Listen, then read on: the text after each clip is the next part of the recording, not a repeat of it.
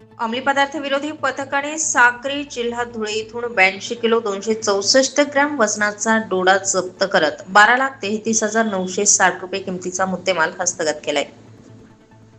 Police आयुक्त संदीप कर्णिक यांच्या आदेशान्वये नशामुक्त नाशिक या अभियानांतर्गत नाशिक शहरातील बेकायदेशीर अंमली पदार्थ विक्री करणाऱ्यांविरुद्ध कठोर कारवाई करण्याचे आदेश देण्यात आले. उपनगर पोलीस स्टेशन येथील गुन्हा register number 380/26 NDPS act 8C 22C 29 हा गुन्हा अंमली पदार्थ विरोधी पथक नाशिक शहर यांच्याकडे तपासावर होता. तपासादरम्यान हवा असलेला आरोपी मुकेश गोवर्धनम राम विष्णोई तसेच भरत विष्णोई हे जोधपूर राजस्थान यांचा शोध घेण्यासाठी API विशाल पाटील, हवालदार भरत डबाळे, पोलीस अंमलदार गणेश वरचे पोलीस पथक राजस्थान येथे रवाना झाले.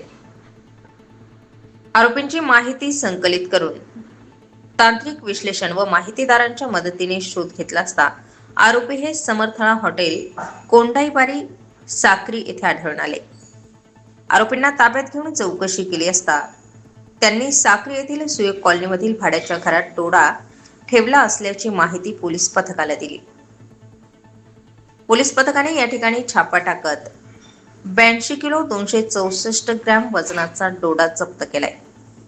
सदरची कामगिरी पोलीस आयुक्त संदीप कर्णिक, पोलीस उपायुक्त किरण कुमार चव्हाण, सहाय्यक पोलीस आयुक्त संदीप मिटके यांच्या सूचना मार्गदर्शनाप्रमाणे सहाय्यक पोलीस निरीक्षक सचिन चौधरी, विशाल पाटील, भरत डंबाळे, बळवंत कोल्हे, संतोष सैंदाणे, गणेश वडजे, योगेश सानप, अविनाश फुलपगारे, चंद्रकांत बागडे, अर्चना भट, अंमली पदार्थ विरोधी पथक गुन्हे शाखा नाशिक शहर यांनी केली.